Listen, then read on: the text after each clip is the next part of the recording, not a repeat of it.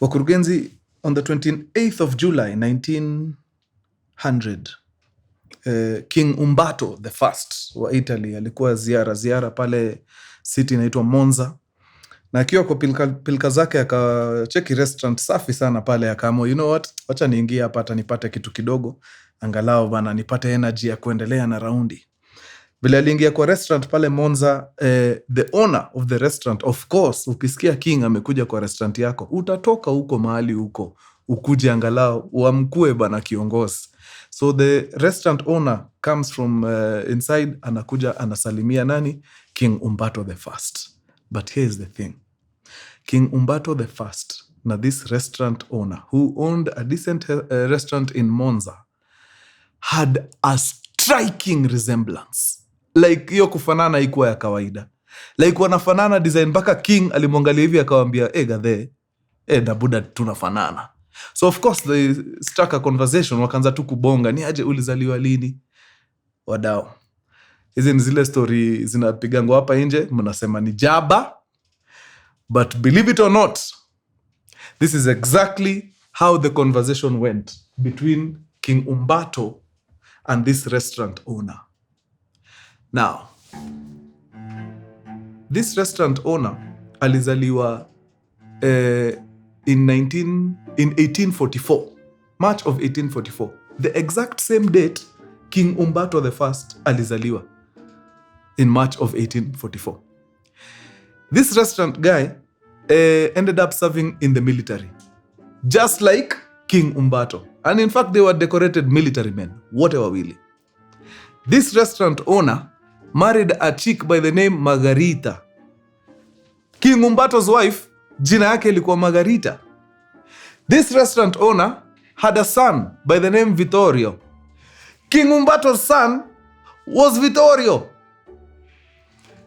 The king hakuwa anaamini, mpaka akamuuliza, mazee, mtu wangu ulizaliwa wapi?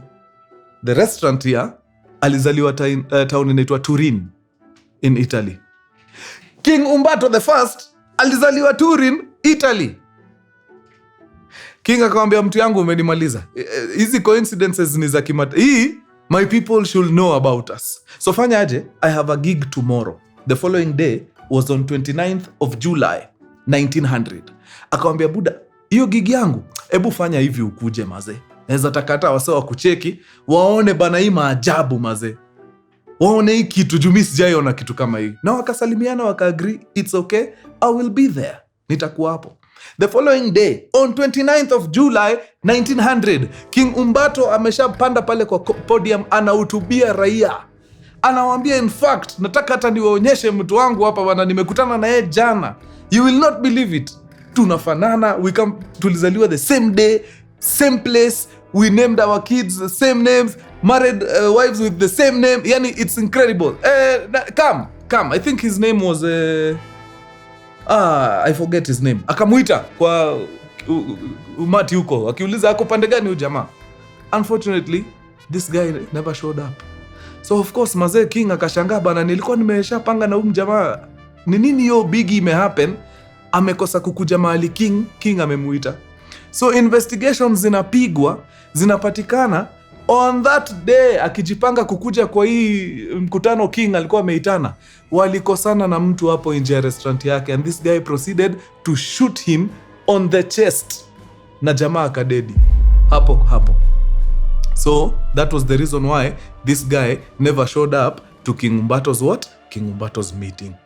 Now, believe it or not, before that day ended, an anarchist alitoka tu mahali alitoka, I don't know where, akakutana na King Umberto, akatoa bunduki na akampachika zake 4 kwa kifua, killing King Umberto the First on the spot. Meaning, yeye na his doppelganger ended up dying on the same day. Wadau, hii si jaba? Jo, hata mimi sasa naanza kuona ni jaba. But yeah, believe it or not, it's a true story. And then muangalie King Umberto's coincidence story. Yeah. Twende kazi.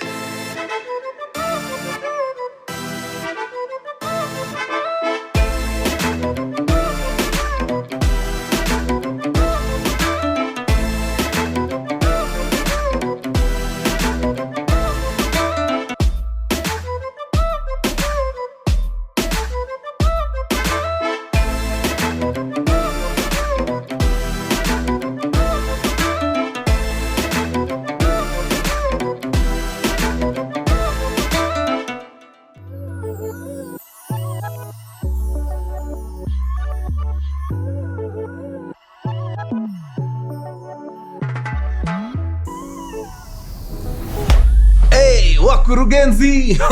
My man, headline hitters na kama K. When you see Mkurugenzi in the building, you just know he's got the juice. Kabla sijaingia kwa hekaya, si mnajua kama ilivyo desturi, merchandise pale, although sijaipiga leo, but mnaipata pale mkurugenzi.co.ke. Yeah, endeni mshike match yenu safi pale, msikie fiti. Much more will be coming later in the month. Yeah, tunaingoja. Wale watu wamekuwa wakiitisha ma-t-shirt zaidi, nini, makofia, nini zinakam. So kweni tu wapole hivyo. Sasa wadau. Niliona Netflix click bang imeisha. So tunaweza irudisha kwa site yetu. Wale watu ambao wako wameona click bang, mnaweza ipata sasa kwa site yetu ya affiliatetv.com. Makosa ni yangu, bado iko hapo. Mnaweza enda muishuhudie. Yeah. Sijui kama Netflix wako na haja nayo, tuwapatie. Inaweza kuwa mufti pia ikienda huko. Watu wa majuu waweze kuishuhudia. Very nice. Kuna any other announcement nasahau? I don't think so. Okay. Now, wangwana. Hii ni topic ambayo tumediscuss before, lakini nimesema I will not get tired of reiterating the importance of doing your due diligence anytime you want to join a certain church or a certain group or a certain society. Because some of these groups zina masquerade as, communities for the people. Zina end up kukua cults na zinaingiza watu kwa mashida vibaya sana. So nataka niwachapie story nyingine. Hii story nishaigusia in passing in one of the stories. Na nikapata ripoti hiyo time watu wakisema ni aje Mkuru, tuelaboratie hii story. Umepitia tu juu but hujawahi ingia ndani kutuambia. Nikasema you know what, okay, I got you, let me do that. Mkurugenzi, the year is 1931, location Indiana, United States of America. Pale kuna kijana amezaliwa pale anaitwa Jim Jones. Jim Jones amezaliwa kwa familia ambaye imetii mambo ya kanisa nini. It's a decent family pale. Na ana grow up akiwa kijana ambaye hana mambo mengi, kijana ambaye ana roho ya utu na roho ya watu kabisa. In fact, it does not take long for the people around him to discover ya kwamba enyewe huyu mtu ni mtu akona the best interest of people at heart. Kumbukeni, this is around the 1930s. Amezaliwa 1931. So pale discrimination iko kwa wingi, mambo ya segregation ya blacks na nini, wajua white superiority reign pale. Hizi ni vitu by the way from a very young age zilikuwa zinabo sana huyu kijana. Alright? But even before we get there, kawaida watoto wako fascinated na vitu kadhaa. Utapata wakati wanacheza huko mtu anajifanya daktari, katoto kanajifanya engineer. Something happened to Jim Jones. Jim Jones akiwa very young, maybe like 4 years old, somebody took him to church, a friend of the family. Alienda akampeleka kanisa, akashuhudia hiyo world ya kanisa vizuri na ikamfascinate sana. So as other children wana pretend kukua pilots, maofisa wa polisi, yeye alianza kupreach akiwa 4 years old. Mtoto hata hajajua kuongea vizuri, but anashika Biblia anapiga watu sermon huko kweli. So ilikuwa ina fascinate watu kuona mazeki mtoto mdogo hivi amechukua mambo ya dini akiwa mdogo, hiyo design. Now of course it made everyone around him happy. And he grew up akiwa hivyo, mtu wa watu, mtu wa kupenda dini, mpaka wakati aligrow kabisa. So in 1949 the guy turned 18. Akiwa 18, of course, umri imeruhusu nini, akapata kidosho pale, Miss Baldwin, akamuingiza box Tekengori, and before long they were married. So now Jim Jones and Miss Baldwin were man and wife. Now, kumbukeni ile time bado tuko in the 1940s, hapa ni 1949. Bado hii mambo ya segregation haijaisha, racism iko huko at an all time high, na hizi vitu zina deadly. So he started speaking about them. Yeye ni mtu alikuwa anaambia watu, mimi ni mtu natambua mambo ya dini, lakini dini yangu nataka ikuwe ni dini ambayo inakaribisha kila mtu regardless of their race, regardless of their gender, regardless of whatever. Where as long as we ni binadamu, nataka niunde dini ambayo mutaingia hapa ndani nyinyi wote na mtoshe. Yani hizo ni stories zilikuwa zinabamba watu mbaya. Na alikuwa anaenda mpaka kwa streets, ana preach against discrimination, akiambia wazungu mnafanya mbaya, Mna discriminate against hawa watu weusi kwa nini? Nani aliwaambia nyinyi you're superior? Nyinyi wote mkikatwa sahi damu zenu ni nyekundu, hata zikiwekwa hapa chini hakuna mtu atajua hii ni damu ya mtu mweusi na hii ni damu ya mzungu. So mwache hiyo upuzi. Why are you discriminating against race, gender? Hiyo yote wacha. Mtu akiamua anataka kupenda mtu wa jinsia, they say wachana wewe mlete tu kwa dini ajue mambo ya Mungu. Bas, that is all that matters. Hizi vitu zingine ni So you could consider him a left winger. Ni wale watu wa left wako very liberal, wanaamini kila mtu kwa society akona right. Okay? Now, in 1954, jamaa akaamua, you know what, it's about time. Wacha tufanye nini? Wacha tufungue kanisa. Na wakafungua kanisa ambaye inaitwa Community Unity Church, kitu kama hiyo. Community Unity ndio ilikuwa jina ya hiyo kanisa. So hii kanisa yake alifungua sababu gani? Sababu hizi kanisa alikuwa na hudhuria, even though ni kanisa zina preach upendo na nini, bado kulikuwa na hiyo kitu ya hii kanisa ni ya wazungu peke yake. Kama we ni Mwafrika, enda tafuta kanisa yako huko. So alikuwa anakaa ndani hizo church anashindwa, okay, watu wana preach hapa mambo ya upendo na nini, na nikiangalia kanisa mzima ni wazungu tupu. Ni upendo gani hii kama ndugu yangu mweusi haezi kuja kushiriki na sisi hapa? Hiyo kitu ikambona, akaacha ameambia watu hapo, as long as ampatii watu wengine opportunity na chances za kuingia kanisa zenu, wacheni mkae na hizo kanisa zenu, wacha mimi niende nianzishe yangu. And that is exactly what he did in 1954, akifungua hii Community Unity Church. Akaingia pale, of course mke wake ako by his side, na wakaanzisha church yao vizuri na wakafungua milango to anyone and everyone. Wewe ni mtu uko considered black sheep kwa familia yenu, njoo tuko na nafasi yako hapa. Wewe ni mtu uko na rangi sijui gani, njoo tuko na nafasi yako hapa. Like everybody alikuwa ana feel ni kama anakuwa discriminated against. Alikuwa na nafasi pale kwa kanisa ya Jim Jones. Ilimfanya akapendwa sana, sababu at that time in the 50s kila kitu ilikuwa tu in shambles, economy bado haijakaa vizuri sana. So hebu imagine economy haiko sawa na wewe umepata laana ya kuzaliwa na rangi ambayo haikubaliki huko. So kupatiana hiyo hope ilifanya akapata wafuasi kibao. Na ndio sasa aprovie ulimwengu ya kwamba yeye ni mtu wa kusema na kutenda. Yeye na wife wake walienda wakaadopt watoto weusi. In fact walikuwa wanaita the Rainbow Family. Ilikwaza watu wengine mbaya sana. Wazungu walikuwa wanaangalia ujamaa na wanashindwa, shida ya mtu ni nini? Mbona ufanye kitu? Unaleta hawa maibilisi kwa familia kwa nini? Wewe tunataka utuzalie watoto wazungu kama wewe, blue eyes, blonde hair, tutengeneze race safi. Wewe unakuja walichoka naye mbaya. But other quarters wanampiga praises, kuruka, wanasema yenyewe wewe ndio yani kielelezo cha jamii. Umeleta hope mahali watu walikuwa hopeless kabisa. So endelea na hiyo shughuli. Around that same time akakama akadiscover kitu fulani.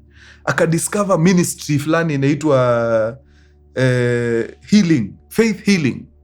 So faith healing ministry ni ile design mnakuja hapa kuhubiriwa, mnaona mtu ameingia pale na wheelchair, kidogo kidogo ameambiwa amini, anaamuka kwa wheelchair na anaanza kutembea, yani anapona hapo kwa stage on the spot.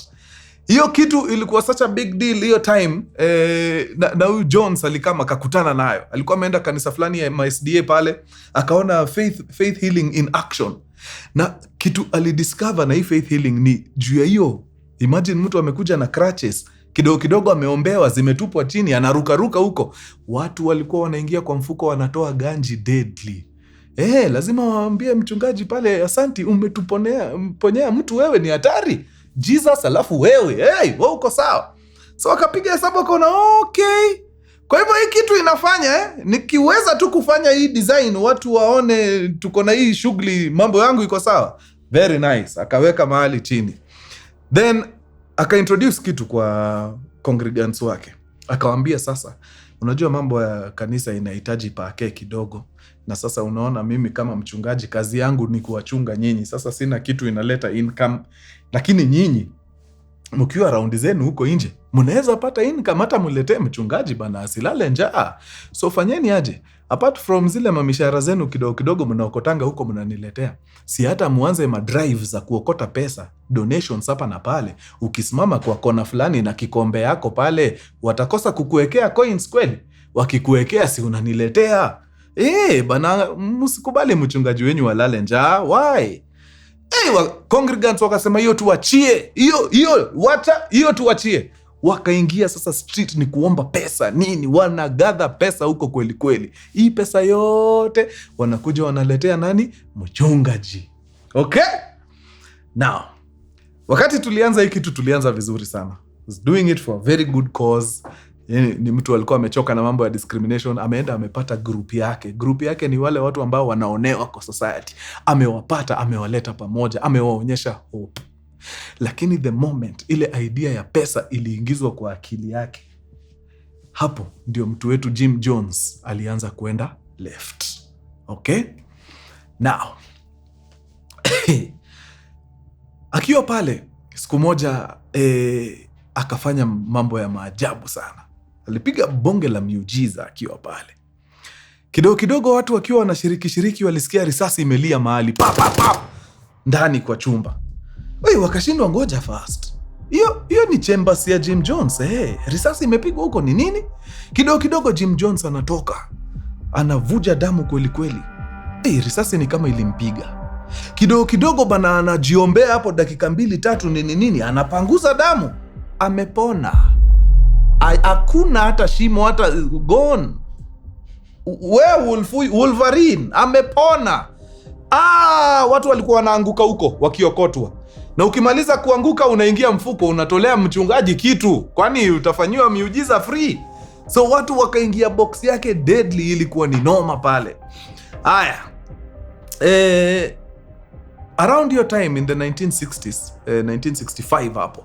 Amesukuma kanisa, but akaanza kupata ndoto. Ndoto fulani zinamwambia, hatuko place fit as a country, na hapa mahali tuko huku Indiana, naona si mtaa mzuri na hii kanisa yako umejenga. Na unaona sasa imeanza kukua na watu wengi nini, mafamilia ziko hapa. Hii mtaa haiwezi. Nataka tufanye aje? Nataka tutoke Indiana. So akaambia watu wake, we are in 1965 na mnajua vizuri America na Vietnam sasa wanatandikana vitangori. What is stopping Vietnam from dropping the biggest bomb here? Si mnaona ile kitu America ilifanyia Japan in the 40s.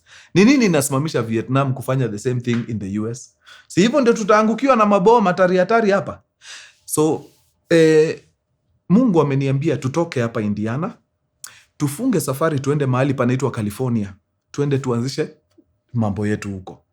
Na congregants wakasema kabisa, kama mchungaji amesema tutoke Indiana, tunatoka Indiana, kwani iko nini? Tuende huko mahali mchungaji anasema. So hao watu wakafunga safari kutoka Indiana all the way to the West Coast. Wapi huko? California. So what does that mean? It means sasa huko mnaenda kuishi kama jamii. Si mumeacha kila kitu yenu hapa Indiana. Huko mnaenda kuishi kama mbogi, kikosi. So wakaenda wakapata maskan huko na wakaanza maisha huko California. Alright? So wakiwa huko California bado jamaa anafanya mambo yake deadly. Si aligundua pesa iko huko kwa tumiujiza. Anapiga mambo yake mbaya sana. But ndio mkiwa pamoja hivi msipate hiyo akili ya kuanza kudiscover na umse hawezi kuwa anatu exploit, sababu unajua after waende hiyo California mambo haikuwa rahisi. So alikuwa anaambia majamaa, mkipata kazi huku California msishinde ati mkienda mkirent manyo. Hapana, si mnakuja mnaishi hapa kwa kambi. Hiyo kanisa yao ilikuwa boarding. So ile pesa yote mnalipwa huko amuhitaji, si mnaishi kwa kanisa. So hiyo pesa yote mnaniletea, okay? So mshahara yako nikiipata, wewe kila wiki nakuchunia $5. $5 hiyo hata utamaliza by the time tunafika next week. Nikikuchunia $5 ingine, si utakuwa tu uko sawa. Then musikule ati machakula expensive, hapana. Mungu hapendi hiyo. Wewe tafuta tu mkate na jam. Bas, ukienda sana peanut butter, hiyo imetosha. Hii ingine ni is details, hiyo ni nonsense, wachana nayo. So majamaa walikuwa wanadu hivyo, wanaenda wanachukua pesa yao yote, wanaenda wanapatia. Wale watu walitoka Indiana kuenda California, waliuza vitu zao za Indiana. Hizo vitu waliuza Indiana, walimpatia pesa yote. So alikuwa anachukua mshahara yako, anakuchunia $5, lakini on Sunday anakuuliza, ile $5 nilikupea, umebakisha ngapi? Uko na $2. Patia Mungu. So unaipeana. Unaongojea after siku 2 akusabie $5 zingine 5. Yani Jim Jones alikuwa amepata namna hapa deti. Now, lazima tukumbushe watu ya kwamba Jim Jones ni mtu wa Mungu, ni mtu ambaye anafanyaga miujiza, yani ni mtu hatari. So Jim Jones anafanya nini? Anaenda anatafuta drugs zinaitwa Quaaludes. Quaaludes nikikuwekea vizuri, nikikupiga kama Quaaludes 3 kwa juice hivi, nikupatie, wewe ni hivyo unapoteza fahamu for the next couple of hours. So alikuwa anatafuta warembo hapo nini, anawapiga Quaaludes. Wakishazima, anaenda anachukua miguu zao, anapiga ile cast ya mtu amevunjika miguu, okay? By the time huu mrembo Quaaludes zimeisha kwa system, akiamka anajipata na cast. Akona waumini wako hapo kando wanalia deadly. I thank God umeamka. Jesus, tulikuwa tunajua tumekupoteza. Haki ya Mungu. Hata hii mguu ni kukatwa, ilikuwa inaenda kukatwa. But tuna hope mtumishi wa Mungu atafanya mambo yake, usipoteze hii mguu. Sasa wewe juu umeamka kutoka kwa madawa, unaamini. Guy, kwa hivyo nimeumia. Uko mbaya. Hii imeshikiliwa tu na ngozi, hata usisongeshe, wachana na. So mrembo anakaa hapo, Jim Jones anakuja, anaambia mrembo tulia. Sunday tunarudisha hii mguu. Sunday analetwa kanisa. Jim Jones anaombea ile mguu, alafu anakata hiyo cast. Akishaitoa anakwambia sasa ruka uende. Unaruka unasikia fiti. Watu huko ni collapse. Wakiamka mfuko pesa. Wewe Jones alikuwa kazi bwana. It's crazy.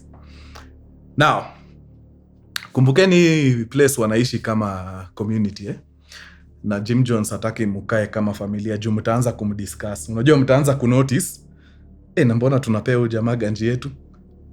Na mbona udem sikumbuki akianguka, then Sunday namuona na cast inatolewa. Unaona, hataki hiyo. So alikuwa anafanya nini? Anawaseparate. Watoto kwanza watolewe kwa familia kabisa. Vunja hiyo family unit. Watoto walelewe huko na strangers. Wewe kama mzee na bibi yako mnaachanishwa wewe. Nyinyi wendeni, wewe enda lima huko, wewe bibi enda fanya sijui shughuli gani huko. Msikuwe na interactions, juu mtaanza kukaa chini ataki hiyo. Haya. Akaambia watu sasa, mchungaji, unaona mimi kama mchungaji niko na mahitaji. Sasa unaona mimi mahitaji yangu bibi yangu peke yake hawezi tosheleza. Na nyinyi akina mama mko wengi hapa, mtakubali mchungaji aumie? Na nyinyi mko hapa akina mama, mtakubali kweli? Akina mama wanasema hapana, hatuwezi kubali mchungaji aumie. Wewe tutumie tu ratiba, uko free lini?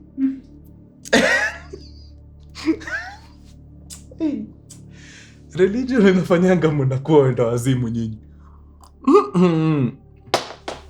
Hivyo ndio Jim Jones alikuwa anatembea na akina mama huko dead.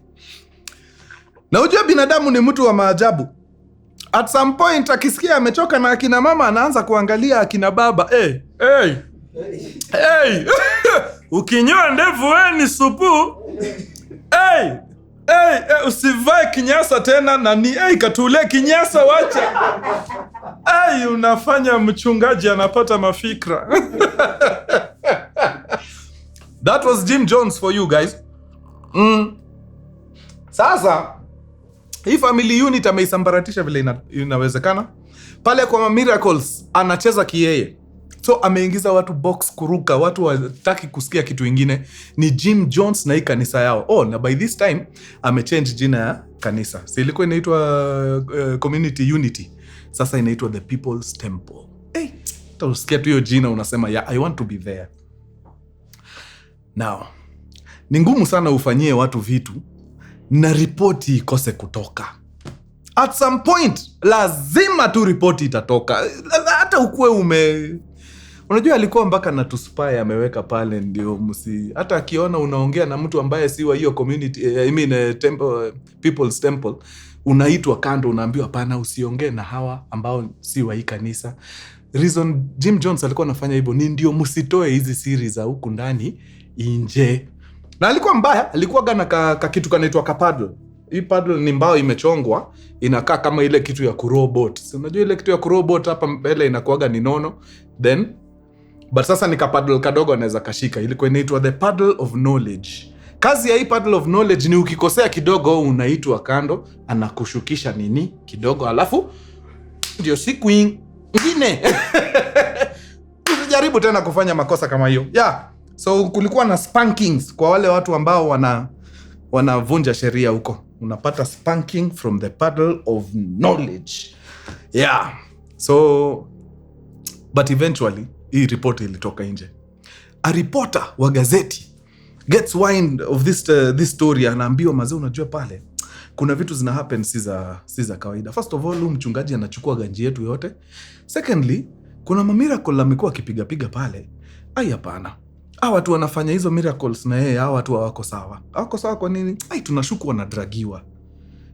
Juu, mtu anakaa tu kama zombie. Ni nini hiyo? Na ni mtu alikuwa tu sawa. All of a sudden akona zombie like tendencies. Hiyo si ni mtu amedragiwa. So reporter ana get interest kweli, anaingia kupiga upekuzi, investigation, all right?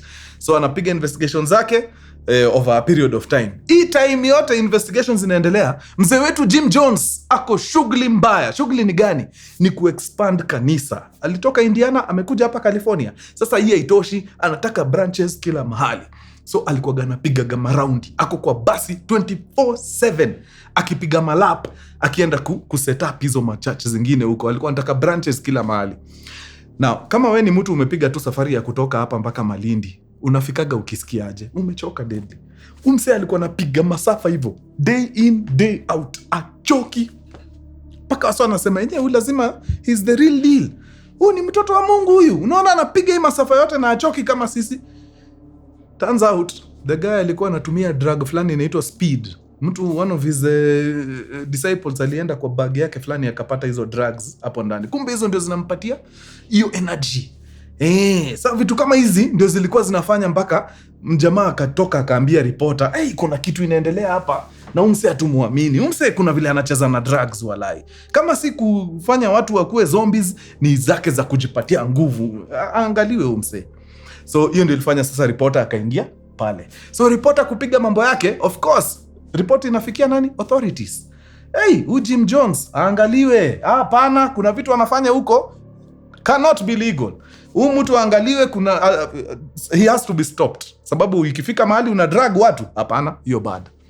So authorities wakaingilia. Of course, authorities wakiingia, si Jim Jones atajua. Sababu ataanza kuitwa, hebu kuja tukuulize maswali, kuna vitu unafanya nini. Akadiscover, we hawa watu wanataka kuharibu hii supu. Na vile nimeijenga, hapana, sitakubali. So what does Jim Jones do? Jim Jones gets wind of some very good information from a country in Central America inaitwa Guyana. So Guyana ni country iko fiti sana. Lakini since hawajiwezi, the Guyanian government wamekubali foreigners wakuje Guyana, wachukue mashamba yao, wafanye large scale agriculture. Sababu wakati a country is properly fed, mko sawa. Na since hawana hiyo uwezo, hawana ile tactic ya kupiga large scale hivyo, the only way ilikuwa kuiopen up to foreigners wakuje wafanye mambo pale. So huyu mzee mzima Jim Jones anapata hiyo ripoti. Anaambia officials pale wa government ya Guyana, sasa mimi nataka niingie hapo. Nitafutieni maskan nikam. So akaenda akapiga reki, akaonyeshwa maskan safi sana, akaonyeshwa very large piece of land pale. Akasema iko sawa, nitaleta watu wangu hapa. And by 1977, Jim Jones, together with a group of his congregants called the Pioneers, left California and flew all the way to Guyana kwenda kupanga mahali safi. Ndio wakati wanaita wale wafuasi wao wapate maskan iko njema, iko swadakta. So Jim Jones na pioneers wanaingia huko, wanaanza kuclear mabushes nini, wanaanza kujenga ma structures tu, nyumba tu kuhouse watu nini. Once wako sawa, then wanapiga ripoti, wanaambia congregants huko, mambo yenu iko sawa, Canaan imeiva, iko fresh barida. Sasa fanyeni aje? Fungeni safari, anzeni kuingia. Tokeni hiyo US haiwasaidii, wanakuja kuharibu mambo ya Mungu hao. Makafiri hao, achana hao.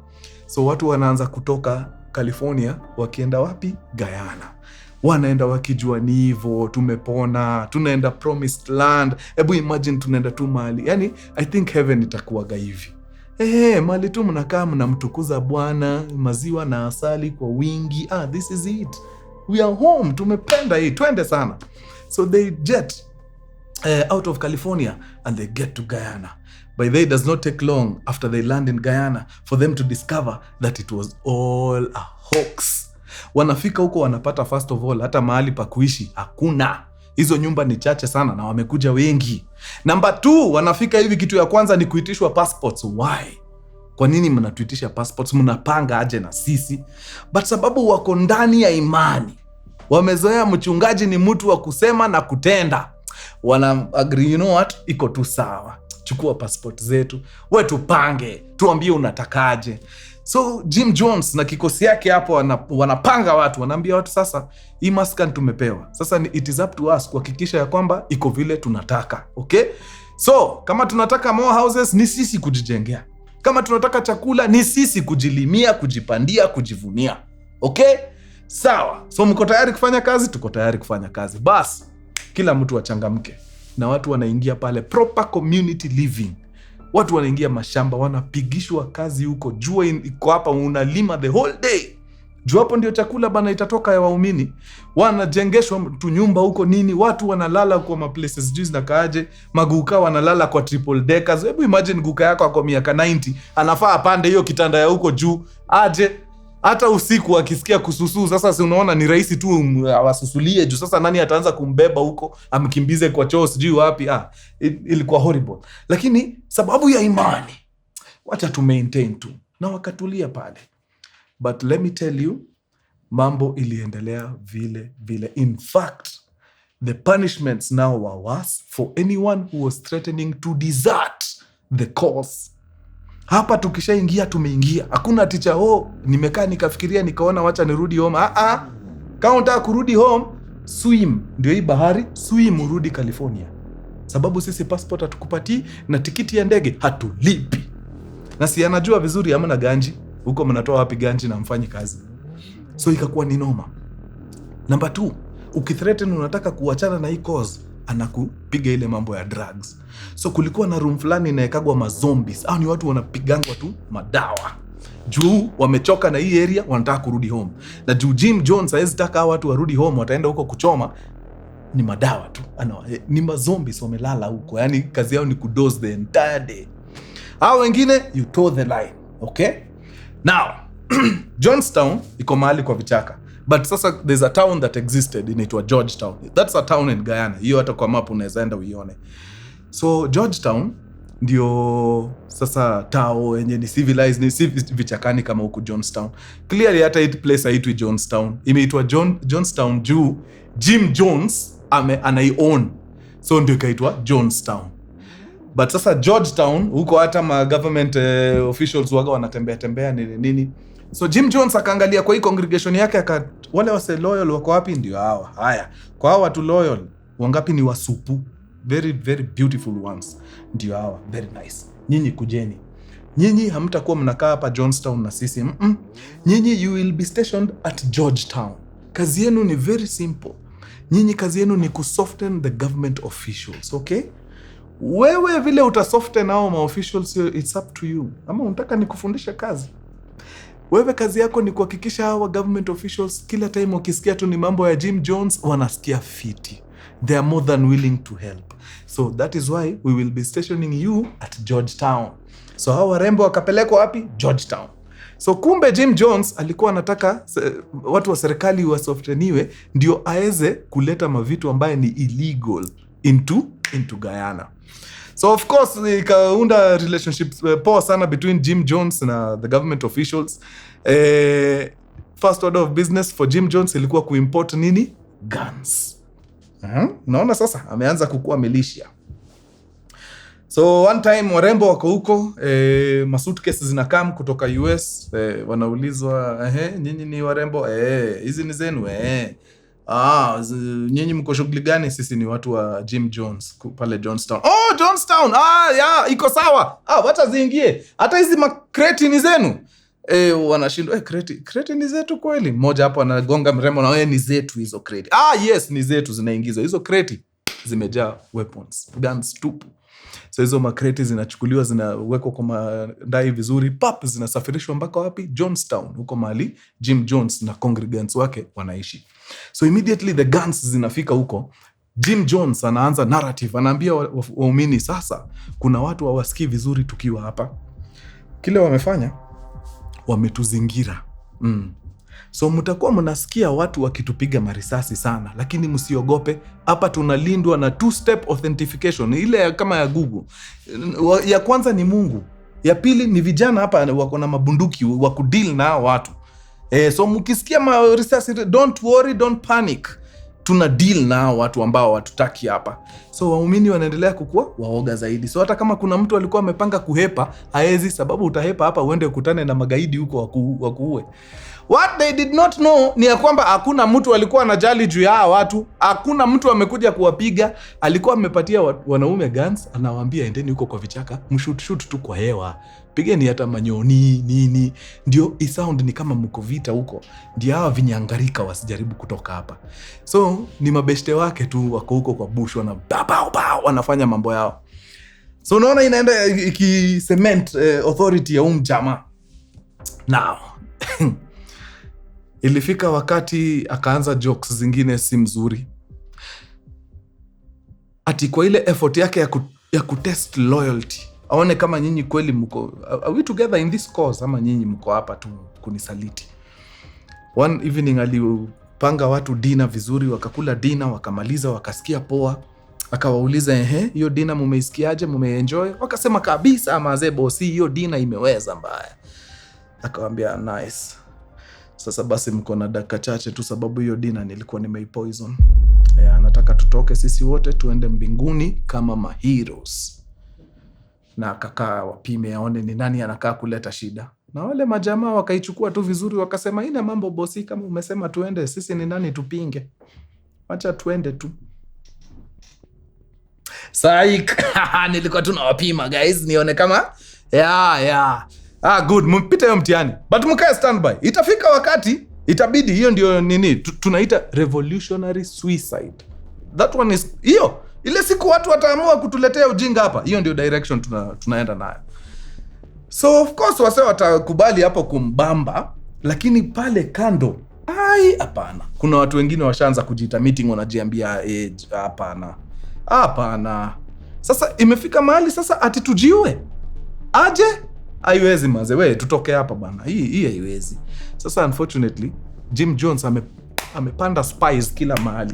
Sasa hizi ni vitu mnanongonezeana huko, lakini mko na uoga juu maybe mmoja wenu hapo ni spy. Na sasa ukishikwa, jua punishment ni madawa kwa system. Unakuwa zombie huko. So what they did ni a few of them walianza kuandika mabarua. Hizi mabarua wanazituma wapi? US, kwa their families. So of course hiyo time ni time ya snail mail. Ukiandika barua inachukua wiki 2 kabla iende huko, tena wiki zingine 2 kabla irudi. It was ridiculous. So after kitu kama mwezi sasa, wale ma relatives wakaanza kurespond. No, actually wiki 2 ikishafika, si ukishaona mtu wako ako kwa ngori, unakata tikiti ya kwenda Guyana immediately. So 2 weeks later watu wakaanza kuarrive. Watu hii Jonestown iko wapi? Kuna watu wetu wako hapa na hawajatuongelesha sahi for months. Tunataka tu kuona kama wako sawa. So kukaanza kukuwa na influx ya relatives wanakam kuona watu wao. Kumbe ni hao watu wanaandika mabarua wakisema ni aje magadhe kamini mtutoe kwa ngori jo, ni kubaya. Now, hii story ya revolutionary suicide, kuna mtu mmoja alisikia, na huyu mtu alichange course ya hii story kutoka hapa kabisa. One of the people mwenye alisikia history ya revolutionary suicide ni a congregant wa Jonestown mwenye alikuwa stationed Georgetown. Wale mademu wa supu, the PR girls, walikuwa wamepelekagwa kukaga Georgetown huko wa deal na government officials. Alisikia story ya ati revolutionary what? So hiyo ndio exit yetu sisi wote, haiwezi. So yeye akapiga ripoti Tekengori mpaka kwa wasewa bigi huko US. Among the people when you get wind of hii ripoti was a congressman, huko tunawaitaga MP, huko ni Congressman Ryan. Akasikia hiyo story akasema hapana, Americans hawezi kuwa wanaenda kuumizwa huko Guyana. No, ninapanga safari nitoke hapa nikimbie Guyana niangalie ni nini huu mwenda wazimu wanafanya na watu huko. So akapanga safari, akatoka Washington Tekengori mpaka wapi? Mpaka Guyana. Kumbe ripoti ilikuwa ishafikia Jim Jones ya kwamba kuna authorities wako states wamesikia mambo yako hapa na wajafurahi. In fact, kuna representative anakam. So Jim Jones akaita kikosi, akaanza kuwa coach vile kuongea, vile kusema, vile kubehave. Huyo mjamaa akifika hapa muanze kukaa ni kama nyinyi ni watu mnaogopa tutakosana. So majamaa wakapigwa training safi. By the time Congressman Ryan anafika, anapata kikosi iko hapo, iko tayari kuandaa onyesho. So anafika pale, mazee anaingia pale, kwanza wasa wanamsalimia, wanamshangilia nini, wamefurahi, wanacheka nini. Na akapanda pale stage, alipatiwa hata opportunity aongee na wafuasi. Akauliza mambo iko aje hapa? Wase wanapiga nduru, wanasema tuko very hapa, mambo ni nywe. Tunasikia fiti manze, tuko sawa. Mpaka congressman ashindo, na mbona nilikuwa naambiwa hapa wase wanaumia? Hakuna, hapa mambo ni safi. Hata wewe ukipata time bangaiza na sisi mazee, usikie tu utamu ndio iko hapa, hakuna kitu kingine. Congressman akaona okay, maybe hiyo story ilinifikia ilikuwa tu ni propaganda. Ni sawa, haina mambo. Okay, sawa. Niko tu nakam kuangalia kwa kisha mko sawa. Kama ukweli kabisa mko sawa, basi sina budi ila kuacha nyinyi muendelee na mambo yenu. Wacheni mimi nirudi US niendelee kushughulikia wananchi. And he proceeded to start living. Hapo ndio mtu alislip note kwa mkono yake.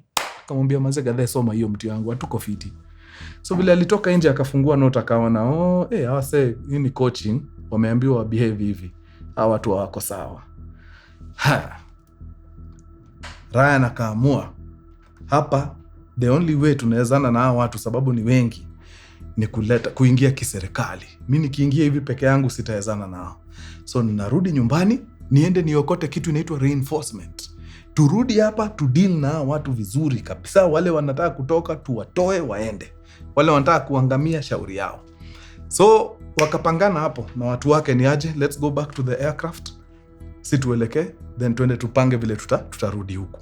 Kumbe maspies washafanya mambo yao, washaambia Jim Jones ni aje, congressman ashashikanisha hii kitu yote tumemfanyia hapa ni sinema, ni mavipindire. So anaenda kukuja na uzito. Jim Jones akasema, wadau, msikubali huyo jamaa atoke hapa. Si nilishaleta mabunduki, nimewaam vizuri, msikubali huyo jamaa atoke hapa. Congressman Ryan ashaenda ameingia mpaka kwa ndege. Madefectors walimuona akiingia wakatoka teke waingie na yeye. Yani watoke tu hiyo area. So alikuwa na defectors kama 5. Anaingia nao wapi? Kwa ndege. Plus yeye. Mtu yangu, hiyo ndege imeenda pale kwa runway, ina turn sasa ndio ianze kutake off hivi. Wale wa jamaa na mabunduki wamekuja na tractor ikivuta ile trailer pale. Walikam wakapack tractor kwa runway. Sasa hiyo ndege ndio inakam, ndio itake off. Sasa pilot kuona hajafikisha ile speed fit ya kutake off, ilibidi afanye nini? Arushe ndege kwa kichaka huko. So ndege ikaingia kwa kichaka, wale majamaa waka open fire.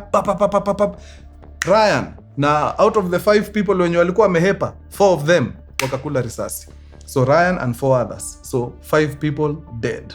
The 6th one alisurvive. So hiyo story imeishia hapo. Ryan ameenda. Kitu kama hiyo ni kitu mazee states wakisikia. Wewe imagine states tu wasikie nyinyi na upumbavu yenu mumeenda mkaua a government official. Mnafikiria wataingia huko na power ina fire inakaaje? So report ikafikia Jim Jones ni aje, kwa ile pilka bana tumeua rep. Sasa wewe unaonaje? Jim Jones akamwambia, kwani si ni wajinga? Kwani tutaka hapa tungoje? Si mnajua vile hawa sawa watabehave wakijua tumefanya hivyo. Kamini tufanye ile kitu. You are right. Ile kitu ni hiyo kitu wamekuwa akisema. Revolutionary suicide. Kuna kitu inaitwa Kool-Aid. Katengenezwa hapo. Thousands of liters. Akapiga cyanide pale ndani. The first people ilikuwa ni watoto. Watoto kwanza wakapigwa maglasi zao za Kool-Aid. Wazazi wanawatch hivi watoto wakianza convulse. Wanatoa mpaka povu kwa mdomo. Watoto wanadedi, very painful deaths. Watoto wakishaenda, wazazi wanaambiwa haya, sasa okoteni glasi kila mtu, pigeni. Wazazi wengine wanaona uongo mbaya. Mimi siko sure nataka kwenda hii design. Mtoto wangu vile amesafa, mimi nitasafa aje? Wanaamua kutoka mbio. Wale maweida wanakimbiza watu, wanawashika. Wako na masindano ziko na hiyo cyanide. Wanawatandika kwa jabs kwa mgongo. Wap wap. Mtu yote anajaribu kuhepa ni sindano by force. Chini. Hao wengine wanaona hatuna budi. Hapa ni either tuende hii design ama tuende cha nguvu. So wanachukua maglasi wanapiga. Yeah. Na kila mtu anatulia, angoje sasa dawa ifanye mambo yake. Hii nduma kuwili ya mtu bure kabisa, muoga wa mwisho. Ameambia watu wapige hiyo waende death zingine za uchungu sana. Yeye hana hiyo stomach ya poison. Yeye anachukua bunduki, anajiwekea kwa kichwa, pap, and he takes the easier route. By the time poison inafanya mambo yake pale Jonestown, Guyana, 913 people wametapaka hapo. 913. Ukihesabu wale 5 waliuliwa huko kwa ndege, 918 total. But hapa ndani ni 913. Watoto, wamama, wazee.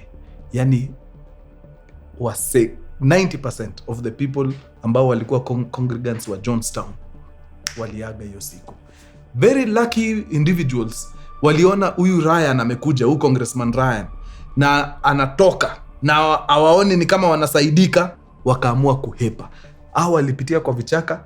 No, by the way walikuwa wanapita mali wale watu wa Ryan, watu wa Jones wako, but for some reason ni kama hawakusikika, so walipenya na wakaenda. So there was a good number waliingia bush na wakaenda wakajipata kwa train tracks. Kuna train ilikuwa inapita, wakaidandia ikawapeleka town next. Hapo town next wakapiga simu kwa embassy. That is how they were rescued. Otherwise kama si hiyo wangesuffer the same fate na wale 913 walibaki pale. So at that time ilikuwa 1978 November. I think it was among the worst disasters to ever happen in Guyana, and even the worst disaster kupata US citizens at that particular time. You could lose 913 people, actually 918 people mazee, atago hivi si mchezo. Yeah, so of course ripoti ikafika pale US, wakaambiwa mazee ile ngori imefanyika pale, na authorities wakaingia huko, makarao, navy, military nini, wakaenda huko mazee. Ilikuwa site ingine mazee si fiti. Hebu imagine mnaingia place mnapata wase wamerot. 913 people wamerot kwa compound. Unajua hiyo harufu huwezi toa hapo for weeks. Inakuwa it's just a horrible sight. Yeah, so officially kanisa ya Jim Jones ikaishia hapo. Unfortunately ilienda na 918 people. Sasa naonaga mkicheza tu na hizi vitu. Kuna vitu naonaga mnafanyishwa hapa na watu wanajiita wachungaji. Na wahurumia sana. Juu kama amuoni hii ni exploitation. I don't know. In fact hata swali sio nyinyi hata nawauliza sana. Nauliza tu relatives wenu. Relatives wenu wanaonaga tu mkienda kwa hizi makanisa fani na wanawaacha tu muende. Ama ni nyinyi mkikorektiwa mnaleta shida. Unajua hata nyinyi pia mkifungagwa macho na hizi kanisa alafu mtu akuje akwambie buda hapa unachoma. Unaweza hata mpiga. Hamtaki kuambiwa.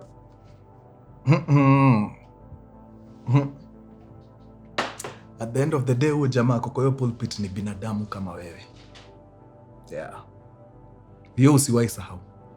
Ni binadamu kama wewe. Na the more manze unaanza kustudy hizi vitu za nini, unaanza kuona pattern. Church imekuwa busy. Wallahi church imekuwa biashara kabisa kabisa. Wakati mlikuwa mnaona kwa Biblia Yesu anaingia huko anapiga watu manyaunyo sababu ya kuuza kwa kanisa, it is exactly what is happening now. Si ati ni kuuza nyanya na vitunguu kwa kanisa, hapana. Hii kitu mnafanya sahihi ya kufanya church zikuwe busy, hiyo ndio Yesu alikataa hiyo. Na nyinyi waumini mnaingia tu yani. A good friend of mine aliniambia alinunua Subaru yake mpya akaipeleka kanisa mpya, kaambia pastor, na huyu pastor anapewa Subaru ako na sijui Prado 3. Unashindwa ni nini? Acheni niachie hapo nisianze kuleboliwa hapa. Wewe sasa umeanza kukua sijui nini. Mimi I believe in God. Kitu tu na struggle nayo ni mali hii religion inaanza kuelekea. Watu false wameanza kukua wengi sana na hatuoni. Na ni mbaya juu mpaka zile area tulikuwa tunafikiria ni hizi ni za zamani, unajua hizi ni kanisa zimekuwa tangu jadi. Hata huko biashara mumeingiza na vitu za chini chini mnafanya huko. Wewe wacha sisi tu tuendelee na mambo yetu vile tunajua. Hii mambo ya kufuata binadamu alafu hiyo no, not us. Wakurugenzi mkairada. Wacheni nifungie hapo nisikae ni kama I am blabbering too much. Tutaonana tu time. Nyinyi ni watu wa nguvu sana. Adios muchachos. Peace. Commander. Hey, commander.